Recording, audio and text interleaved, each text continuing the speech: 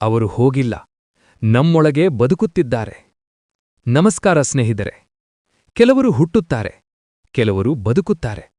ಆದರೆ ಕೆಲವರು ಮಾತ್ರ ಬದುಕನ್ನೇ ಒಂದು ಸ್ಫೂರ್ತಿಯಾಗಿ ಬಿಟ್ಟು ಹೋಗುತ್ತಾರೆ. ಅಂಥವರಲ್ಲಿ ಒಬ್ಬರು ನಮ್ಮ ಅಪ್ಪು ಸರ್, ಪುನೀತ್ ರಾಜ್ಕುಮಾರ್. 2021 ಅಕ್ಟೋಬರ್ 29. ಆ ದಿನವನ್ನು ಯಾರು ಮರೆತಾರೆ? ಒಂದು ಸುದ್ದಿ, ಒಂದು ಕ್ಷಣದಲ್ಲಿ ಕರ್ನಾಟಕವೇ ನಿಶ್ಶಬ್ದ ಆಯಿತು.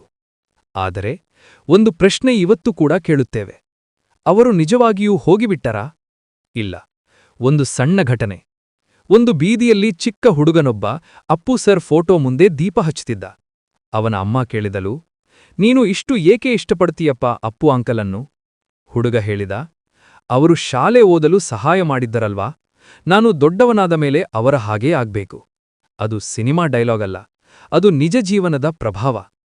ಒಮ್ಮೆ ಒಬ್ಬ ಅಭಿಮಾನಿ ಕೇಳಿದ, ಅಪ್ಪು ಸರ್, ನಿಮ್ಮ ಎನರ್ಜಿ ಸೀಕ್ರೆಟ್ ಏನು? ಅವರು ನಕ್ಕು ಹೇಳಿದ್ರಂತೆ, ಸೀಕ್ರೆಟ್ ಏನಿಲ್ಲ, ಅಮ್ಮನ ಊಟ ತಿಂದ್ರೆ ಸಾಕು.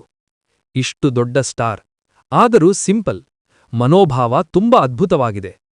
ಅವರು ಸಮಾಜ ಸೇವೆಯಲ್ಲಿ ತಮ್ಮನ್ನು ತೊಡಗಿಸಿಕೊಂಡಿದ್ದಾರೆ, ಆದರೆ ಎಲ್ಲೋ ತೋರಿಸಿಕೊಳ್ಳುತ್ತಿರಲಿಲ್ಲ.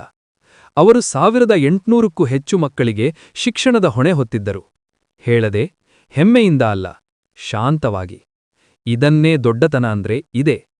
ಇವತ್ತು ಕರ್ನಾಟಕದ ಪ್ರತಿಯೊಂದು ಬೀದಿಯಲ್ಲೂ ಅವರ ಫೋಟೋ ಇದೆ, ಪ್ರತಿಯೊಂದು ಮನೆಯಲ್ಲೂ ಅವರ ನೆನಪು ಇದೆ. ಆದರೆ ಒಂದು ಪ್ರಶ್ನೆ ಕೇಳೋಣ, ನಾವು ಕೇವಲ ಫೋಟೋ ಮುಂದೆ ದೀಪ ಹಚ್ಚೋದು ಸಾಕಾ, ಅಥವಾ ಅವರ ಸ್ಫೂರ್ತಿಯನ್ನು ಜೀವನದಲ್ಲಿ ಹಚ್ಚೋಣವಾ?